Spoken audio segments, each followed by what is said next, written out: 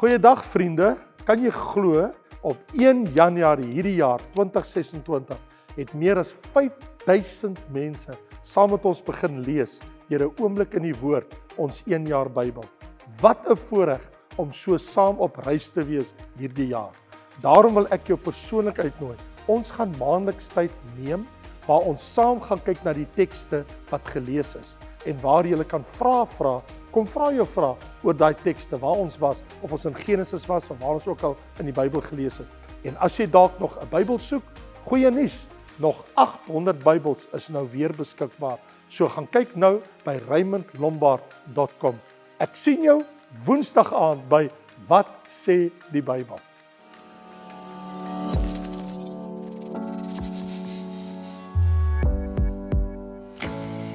So vriende, ek is veronderstel om nou Lukas 24 vers 49 met julle te behandel, right? Waar Jesus gesê het, en julle moet in die stad Jerusalem bly, totdat julle toegerus is met krag en hoogte. Maar dit het te doen met Pinksterdag en dit met uitstorting van die Heilige Gees. En ek kan dit nie doen, ek kan dit nie oor my hart. Ek wou dit doen, maar ek kry dit nie oor my hart om vandag in daai rigting te beweeg nie, want op die einde van die dag, en kyk, dit is ook so. As kerk van die Here is daar baie dinge wat die wêreld doen wat ons nie mee saamstem nie. En dit vat nou nie veel aan ons en ons steur ons min daaraan. Daar's dinge wat vir ons belangrik is in die woord van die Here.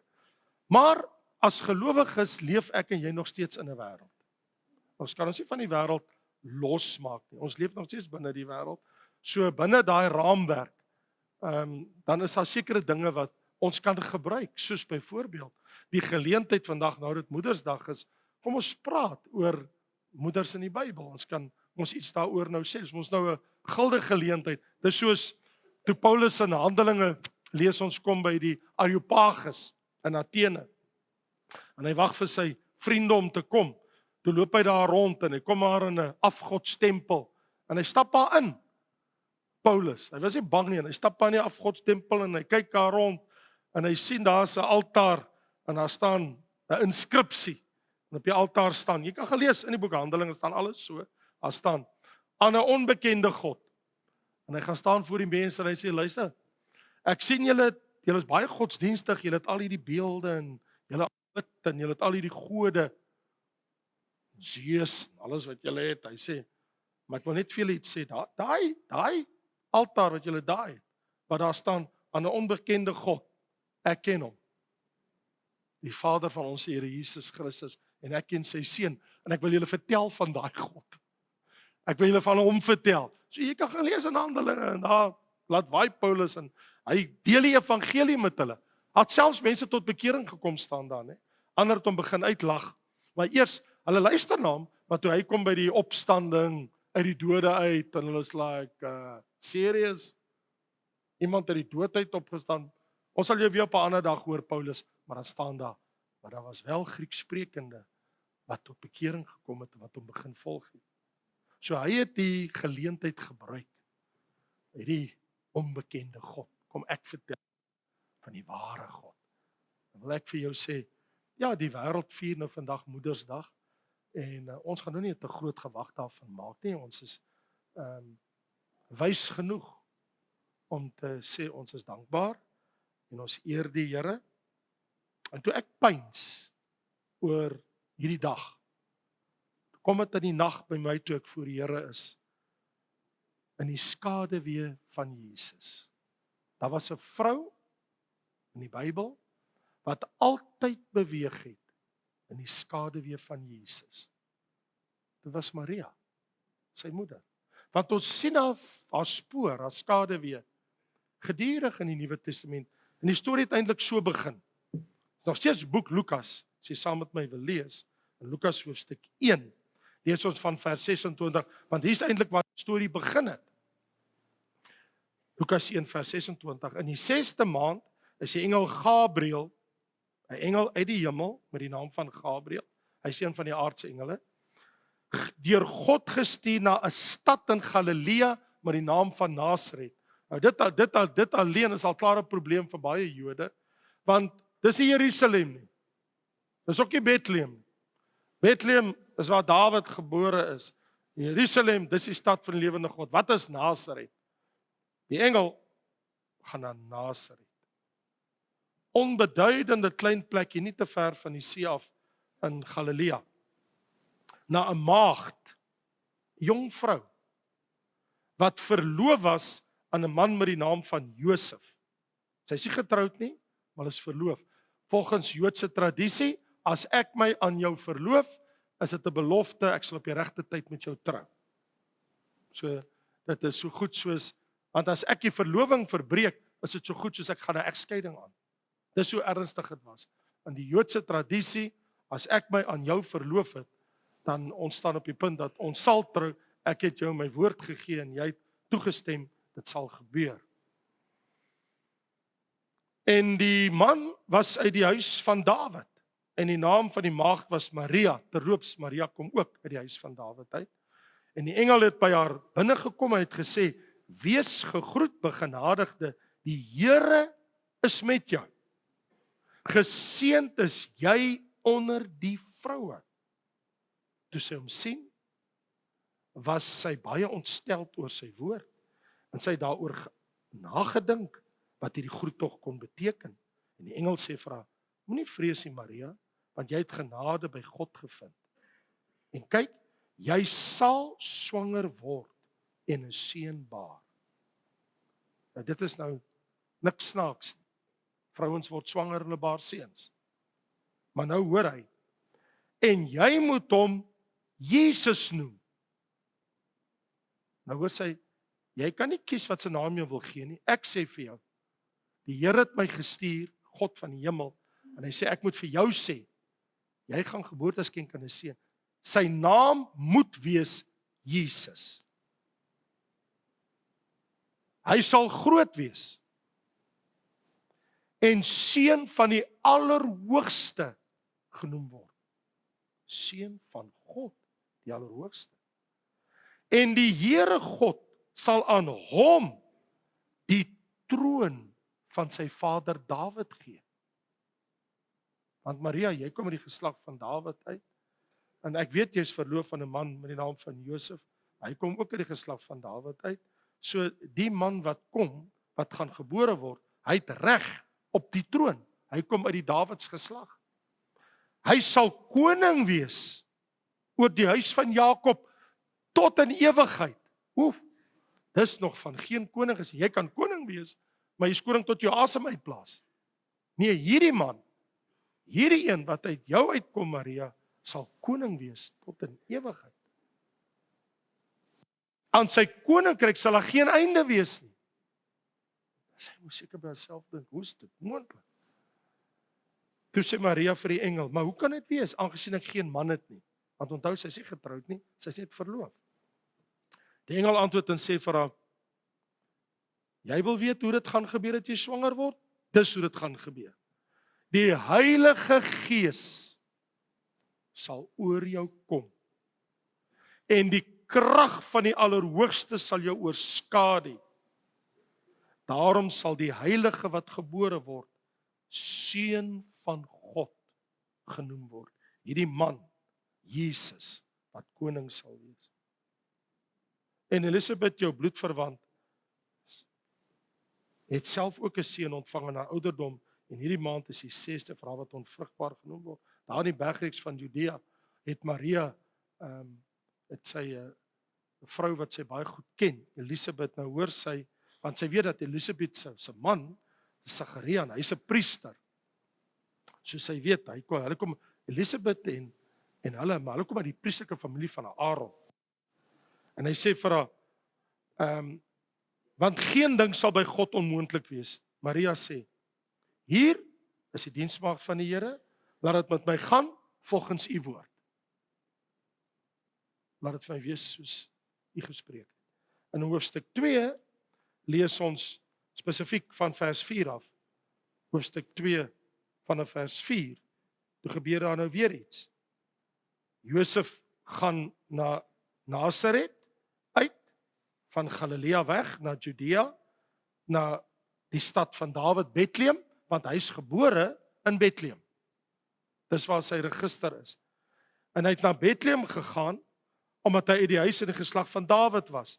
Hy moes hom laat inskrywe saam met Maria, daar's 'n sensus en die koning het gesê dat hulle moet almal na hulle geboortedorp, almal moet gaan na hulle geboortedorp toe, hulle moet die sensus daar moet hulle volbring. En sy vrou was aan wie hy verloof was, nie getroud nie, verloof, was swanger. Dis nou Maria. En toe hulle daar kom in Bethlehem, toe sy daar vervul het sy moet baar. Sy is op 9 maande. Haar eersgebore seun het sy gebaar. So sy het nog ander kinders gehad. En hom toegedraai, want sy sou later, sou sy nog kinders hê, nie nou nie. Maar ek bedoel, Jesus het later broers en susters gehad. Sy het hom toegedraai in doeke en hom in die krib neergelê, maar daar's geen plek in die herberg nie. En natuurlik, ons weet die storie van die herders wat daar gekom het en alles, en op daai dag, wat alles daar gebeur het op Moedersdag as jy so wil, wat die kind Jesus gebore is, en al wat ons lees in vers 19, almal sê dinge en doen dinge, en al wat daar staan is, en Maria het al hierdie dinge in haar hart bewaar. Dis maar wat 'n moeder doen. 'n Moeder bewaar baie dinge in haar hart oor haar kind. Sy dra dit. Sy sal dit soms met haar man deel, maar daar staan, maar Maria, vers 19, het al hierdie woorde bewaar en in haar hart oordink. Want dis wat 'n moeder doen. As sy daai babietjie in haar arms vashou, dink sy oor baie dinge, oor hierdie kindjie wat eendag gaan groot word en wat gaan van hierdie kind van my word. Vader, sal U vanmôre ook hierdie woord wat nou volg in ons harte seën in Jesus naam. Amen.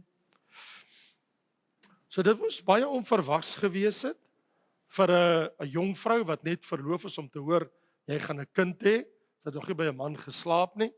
En om te hoor sy is die meeste geëer van alle vroue in die wêreld. Highly favored. Die Engels sê you are highly favored by God. Hoog geëer. Daar was geen vrou van al die 3 miljoene wat nog ooit geleef het voor haar en na haar, wat so geëerd soos sy was nie. Sy is die enigste vrou wat geboorte geskenk het aan 'n kind sonder dat sy gemeenskap met 'n man gehad het.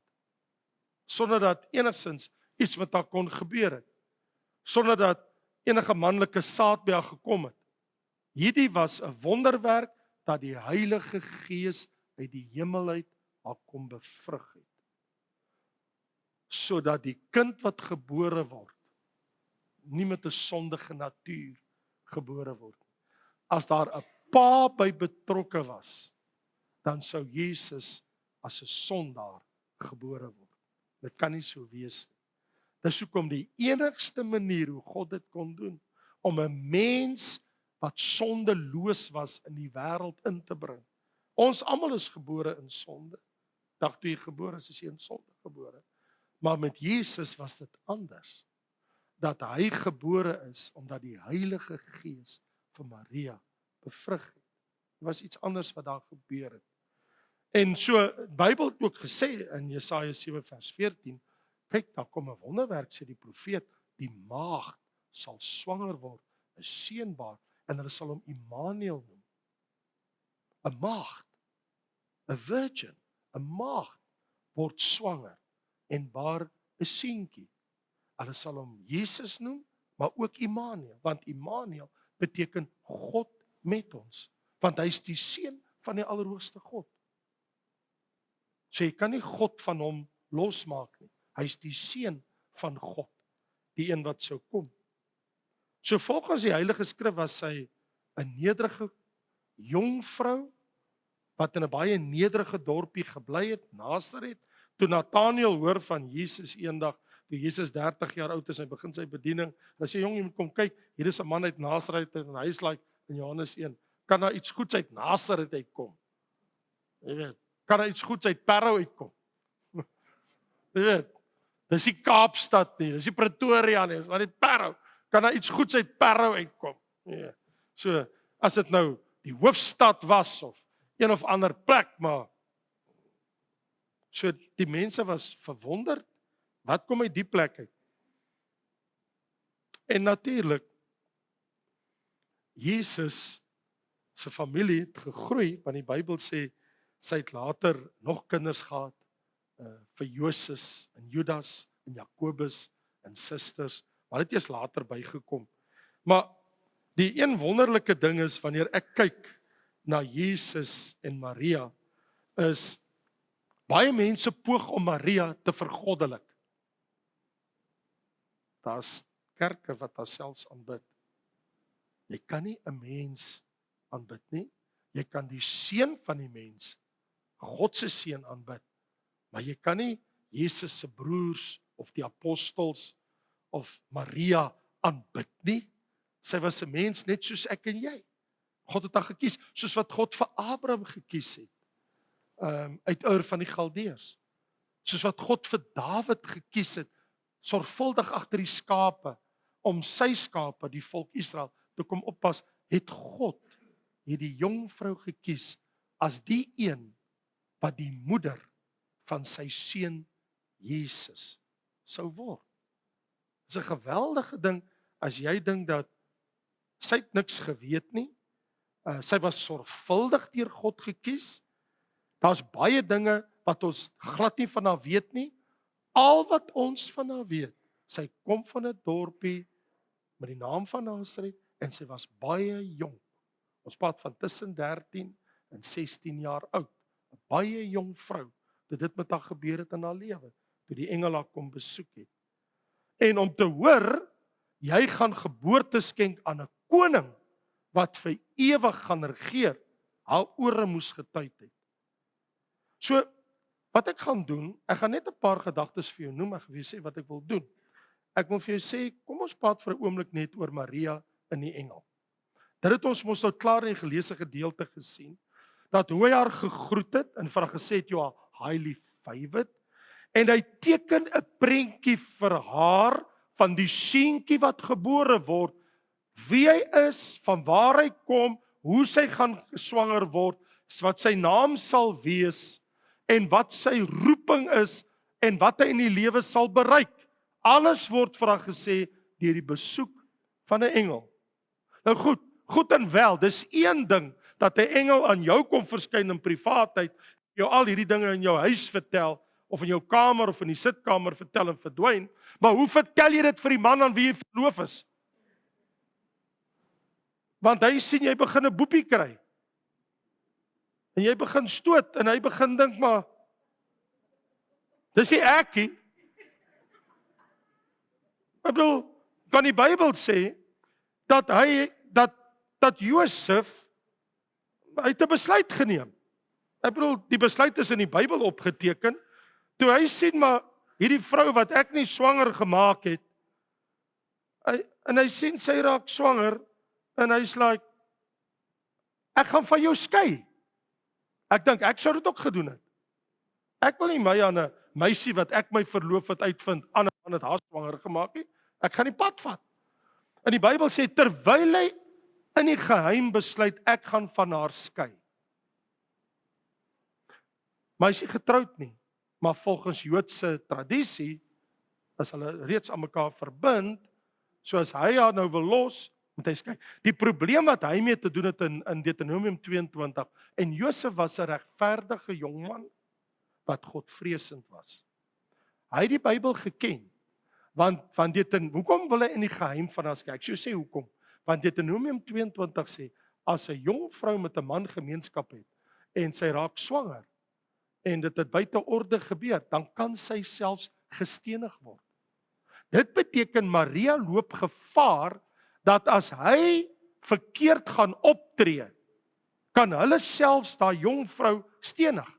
So terwyl hy hierdie goed in sy kop mee worstel, verskyn die engel aan hom. En hy sê, Josef, jy moet nou kalm raak. Sit, en ek moet jou praat. En die engel sê vir hom, dit wat met Maria gebeur het God van die hemel bepaal. Neem maar as jou vrou, ek weet dat jy nie by haar geslaap nie, maar wat uit haar uitgebore is, kom uit die hemel uit. Sy ore moes getuig het toe hy dit hoor. Wat sou jy gedoen het as 'n engel dit vir jou kom vertel? Jou ore sal tuig. Maar hy moes dit nou hoor, en hy sê, en sy sal swanger word, en want die engel sê vir hom, in die droom toe hy by hom verskyn het, want hy het 'n werklike droom soos 'n werklike droom, en hy sê vir hom, wat in haar verwek is uit die Heilige Gees. Dis nie 'n ander man nie. Josef, die Heilige Gees, hy het 'n saadjie in haar geplant. Dis hoekom sy swanger is. En hy sê vir hom, daar in Matteus hoofstuk 1, en jy moet hom Jesus noem. Dit is sy naam. Natuurlik toe hy by Maria kom, hy sê, Maria, daai engel was by my ook. En hy het my vertel, wat het jy nou weer gesê? Wat het hy vir jou gesê? Daai engel wat by jou was? En sy is like, hy het gesê dat daai seentjie wat kom, ek moet hom Jesus noem. Hy sê, en die engel het vir my gesê, ons moet hom Jesus noem. So sy naam sal Jesus wees. Ek sal jou by my neem.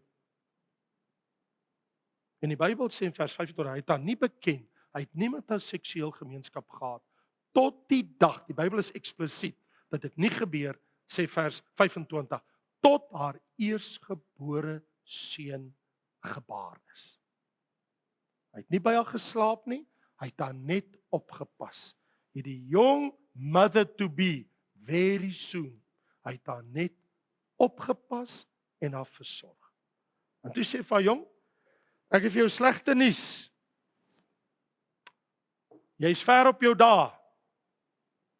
Ek weet nie wat met die kapkar gaan gebeur en al die gestamp in die pad nie.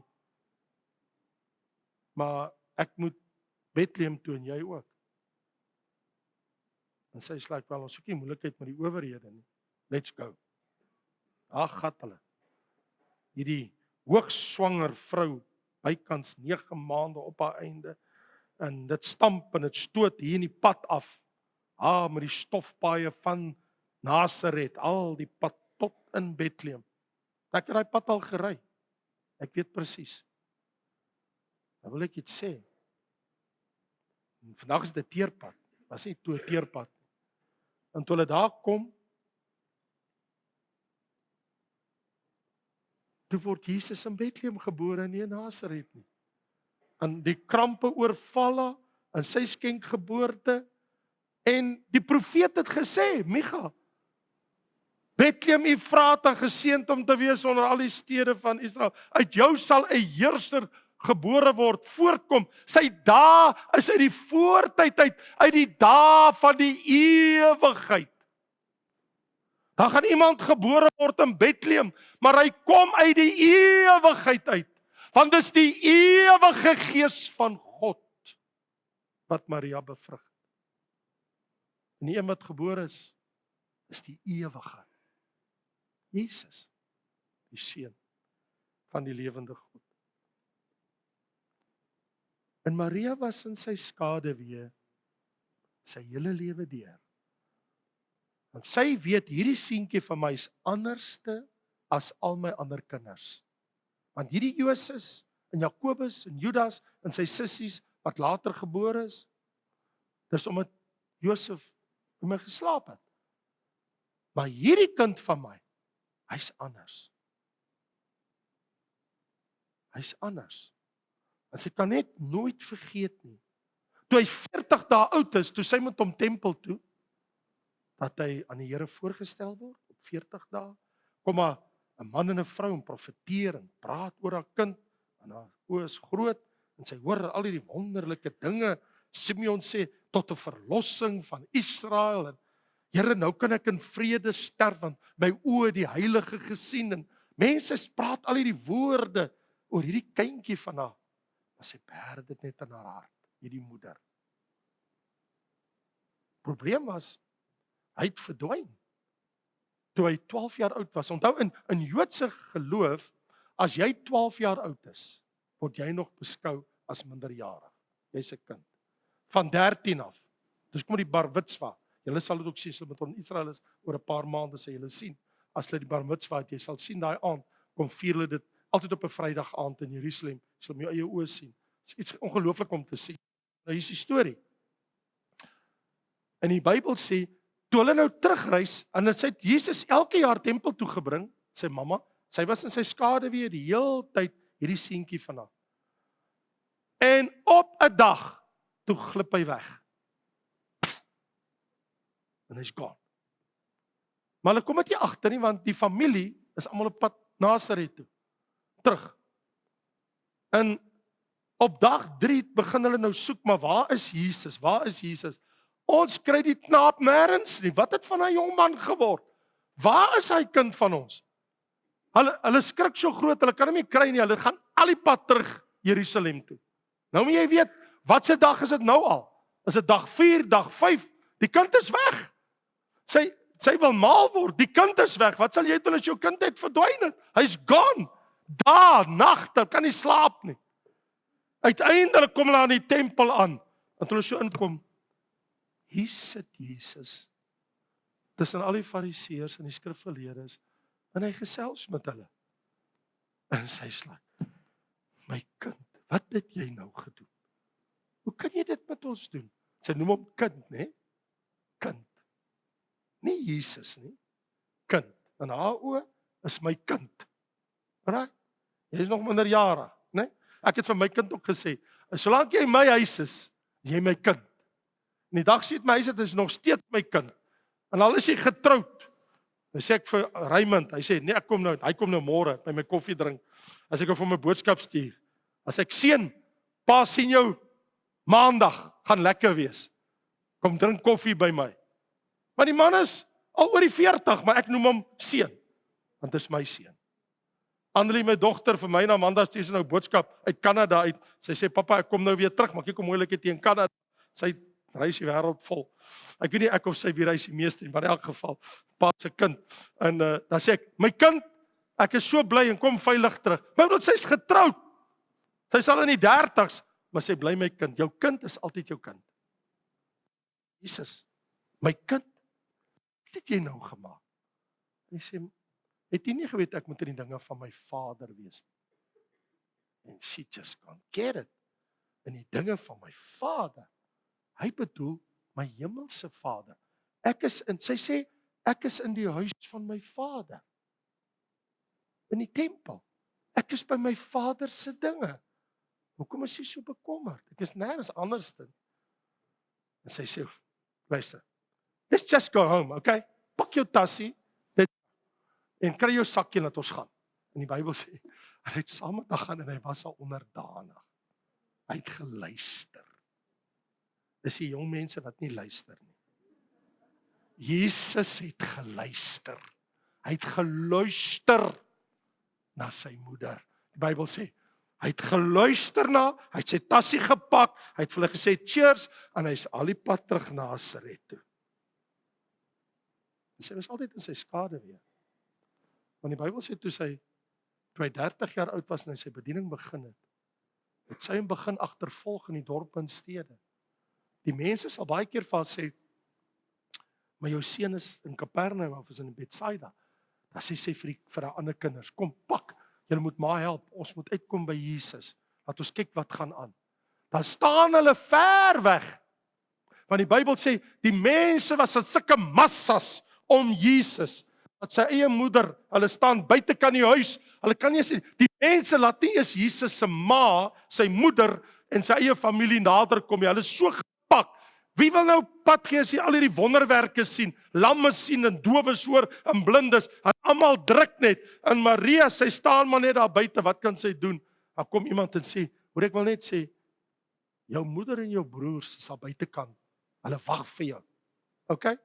Hulle wil met jou praat. Sal Jesus sê, wie is my moeder en my broers? Hulle wat na die woord van God luister en dit doen. Dan is julle ook my moeder en my broers. En hy het tyd met hulle gemaak. Maar sy sal nooit vergeet. Die engel het vir haar gesê, hy is seun van die Allerhoogste. Maar die profeet Simeon het geprofeteer en hy het gesê, daar sal 'n swaard deur jou siel gaan. Hy gaan wees 'n val en tot 'n opstanding van baie. Jy sien, oor Jesus kan ek nou vir jou iets sê. Of jy val, of jy staan. As jy oor hom val, jy moeilikheid. want hy is 'n verpletterende rots. Jy kan voor hom staan, en dan kan jy neerval en hom aanbid. Maar moenie oor hom val nie, die moeilikheid. En hier staan sy by die voet van die kruis. En sy sien haar seun sterwend, op 33 jaar ouderdom. Hoe oud is jou kind? Hoe oud is jou kind? 33 is sommer nou. Hy is nog jonk. En sy sien hoe sterf hy aan 'n kruis. Maar voor hy sterf, kyk hy so liefdevol na haar, en hy kyk na Johannes, en hy sê, seun, Johannes, daar is jou moeder. En hy sê vir sy moeder, daar is jou seun. Want Josef is toe al oorlede. Hy sê nie daar nie, die timmerman, die houtwerker, die skrynwerker, want sy pa was 'n skrynwerker. Hy het met hout gewerk. So, Jesus se verhaal, as volwasse Jesus, moet ek sê, dit was nie die einde nie, want sy sou toe 3 dae later uitvind, maar almal vertel, hulle het haar seun gesien. Dat hy lewe, hy is nie dood nie. Sy is nie baie verbaas nie, want sy weet wat moet gebeur met die engel met haar. Sy neem kennis van die dinge.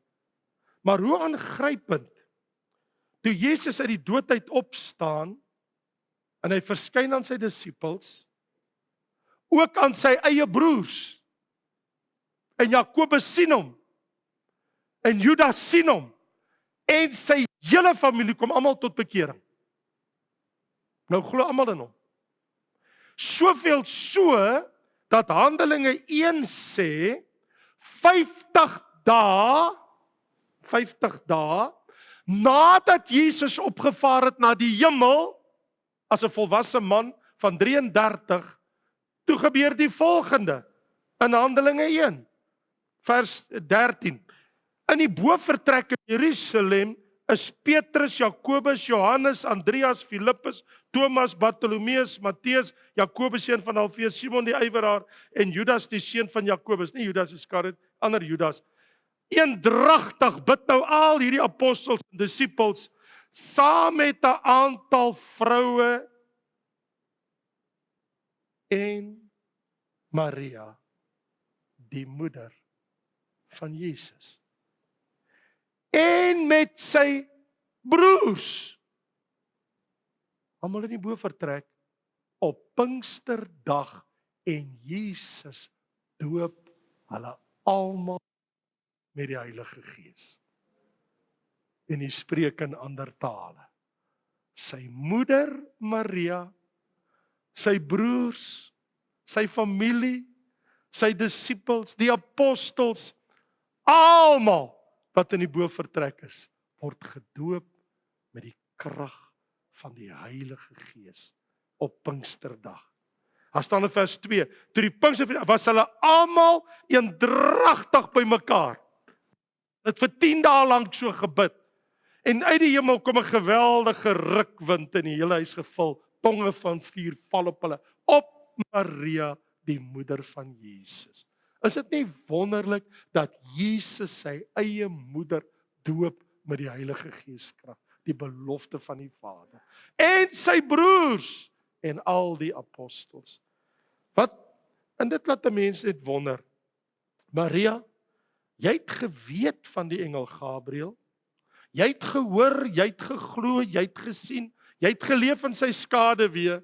Vir 33 jaar het jy in Jesus se skaduwee gewandel. Jou eie kinders, Jakobus en Joses en Simon en Judas, want dit was hulle name. Jesus het ook 'n boetie gehad met die naam van Judas en Simon, was algemene name. Maria ook, algemene name gewees, soos Piet, Gert en Johan. Dis algemene name wat baie gebruik word.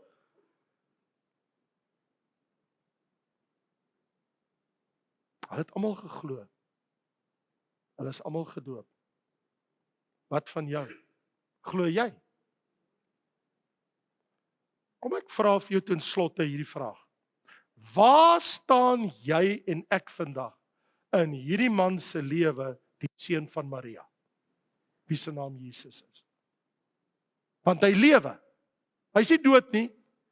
Die Jesus van die Bybel lewe en hy's in die hemel. Aan die regterhand van die Vader. Maria is daar, Jakobus en Josef en Simon, hulle is almal daar in die hemel. Lewe ek ook in sy skaduwee? Is die vraag wat ek jou wil vra. Wandel ons in die stof van sy sandale van Rabbi Jesus by wyse van Spreuke? Volg ek hom? Sy moeder het hom gevolg. Sy het gaan kyk wat doen hy. Dit laat my net wonder vandag. Elke moeder wat hier sit en na my luister, bring jy jou kind voor Jesus in gebed? My vrou te gewoonte, as ons Sondag môre kerk toe ry, en die enigste dag wat sy dit doen van die week, en nie die Vader alleen weet hoekom dit net op 'n Sondag gebeur, maar dit gebeur. En dit gebeur elke Sondag. Ek praat nou die huis uit, ek bedoel uit die kar uit. Dan sal sy my hand vat, en dan begin sy bid terwyl ek bestuur. My oë is oop. Jy kan, Bybel sê, hy het sy oë opgehef en gebid tot God in die hemel. Jy mag oop oë bid. Okay? Dan vat sy my hand, en dan bid sy altyd. Dan bid sy vir elke kind van ons, om vandag na die huis van die Here te gaan, vandag die Here te dien, die Here te soek in hulle lewe, vir hom plek in hulle lewe te gee, en sal hy hulle tog seën in sy hand oor hulle lewe hou. Dit doen sy. Hardop, in die kar, op pad kerk, voor ek hier by die kerk kom. Sonder uitsondering, elke Sondag, dis hoe sy, want sy is 'n moeder, jy sien.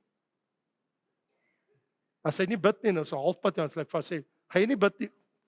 Het sy my hand, word haar gebid. Ek sê altyd net amen.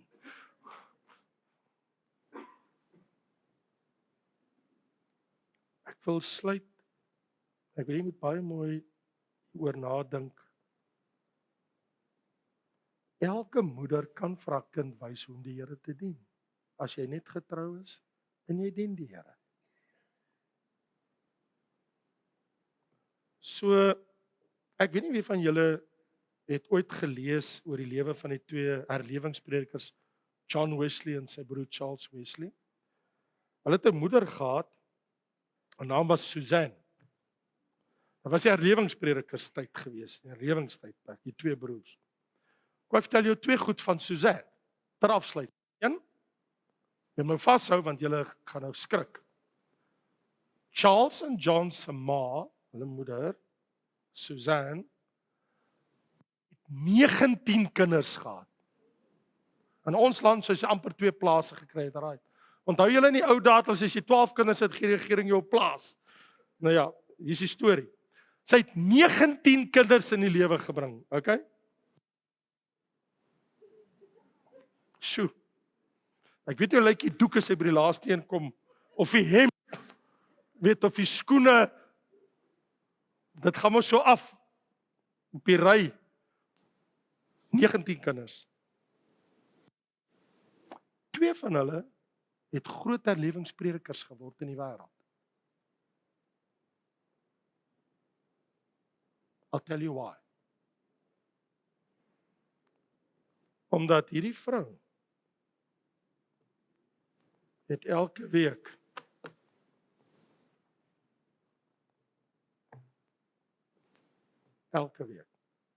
per week het 7 dae en 7 nagte, het sy 1 uur Bybelstudie gedoen, privaat, alleen met elke kind. Now you think about that. You think about that.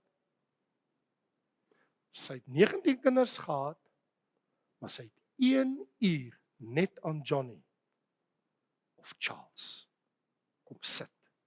Ek en jy, ons twee gaan na Bybelstudie. Nie jy met al jou boeties en sissies nie, ons twee. Ek het vir, ek dink 7 jaar in my huis, Bybelstudie gedoen elke maandag aand, ek en Amanda, met al ons kinders. En gesê, jy het nie 'n keuse nie, getroud en ongetroud, verloof of wat ook al, so Wessel Coetzee en Sean Coetzee en wie ook al met ons kinders getrou het, maak saak wie hulle was nie, hulle moes kom na ons huis toe op 'n maandag aand en van 7 tot 9 gaan pa met julle oor die Bybel praat. And we did it. Die trekpleister was nie ek in die Bybel nie. Die trekpleister was, julle kan van 6 tot 7 gratis kom eet in die huis. Na werk. Ek het 'n blikkie daar gehad. So, as ek van Amanda, hulle kan hom elke ten minste net R5 in die blikkie gooi, right? Ag, gooi hulle 1 of 2 net en ek skud hy, nee, wat hier gaan niks aan nie. Gooi die blik weg. Hulle help dit niks nie. Julle wil net eet, fine. Maar van 6 tot 7 kan hulle kom eet, maar van 7 tot 9 vir 2 ure doen ons Bybelstudie. Maak tyd met die woord met jou familie. Jesus se moeder het hom by die tempel kom kry, want sy het hom altyd tempel toe gebring. Get it? Hy het na al die feeste toe gegaan. Soos sy gewoonte was, het hy altyd tempel toe gegaan. En as jou kind nie wil kerk toe kom nie, sleep hom kerk toe. Dis 'n goeie ding. Hy sê, ja, maar hy raak nou dik van die kerk. Is reg, laat sy goed om van die kerk dik te word, niets anders te nie. Van die wêreld gaan ons in elk geval sy goed in jou kind se keel afdruk. Kan ons maar net sowel die kerk in sy keel afdruk. Dis beter as die wêreld. Om te lewe in die skaduwee van Jesus. Dis 'n wonderlike ding om die seën van God in jou lewe te hê. Vader, baie dankie vir Jesus. Dankie vir Maria, vir Josef en vir alles wat gebeur het in u seun se lewe. Dit het so vinnig verbygegaan. 33 jaar, all said and done. So vinnig, Here. 'n vlietende oomblik. Dankie vir Maria se toewyding aan haar seentjie Jesus en haar liefde vir hom. Here, om te dink hoeveel keer het sy die seun van God op sy wangetjies gesoen, op sy voorkop, en haar armpies so om hom gesit. Het sy ooit besef, ek hou God vas? Here, het daai gedagte werklik tot haar siel deurgedring? Hierdie klein wesiekie wat ek in my arms vashou, is God. I'm holding the Son of God in my arms.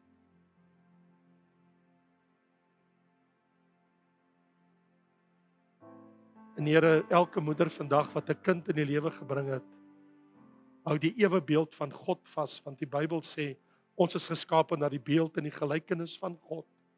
Dit mag nou nie die seun van God wees nie, maar is 'n skepping van God. Elke kind van ons is spesiaal.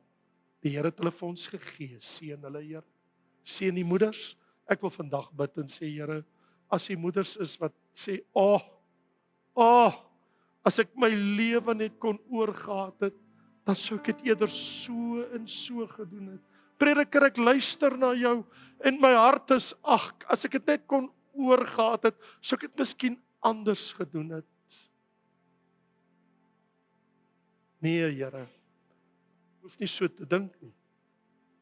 Hulle het nou om vir hulle kinders nou te bid. Met al die liefde wat in hulle hart is. Seën die moeders van hierdie gemeente. Seën die moeders wat vandag sit in hulle huise, of dit in Nieu-Seeland, Australië, Kanada en Amerika is, of in Namibië en enige ander plek in Suid-Afrika, wat na hierdie woorde luister, en hulle hart gaan so uit vir hulle kinders, sien hulle trane, hoor hulle gebede, en antwoord dit, Vader, want U is 'n goeie God en Vader. En selfs 'n moeder is 'n geskenk uit God se hand uit. Dankie, Vader, in Jesus naam. Amen.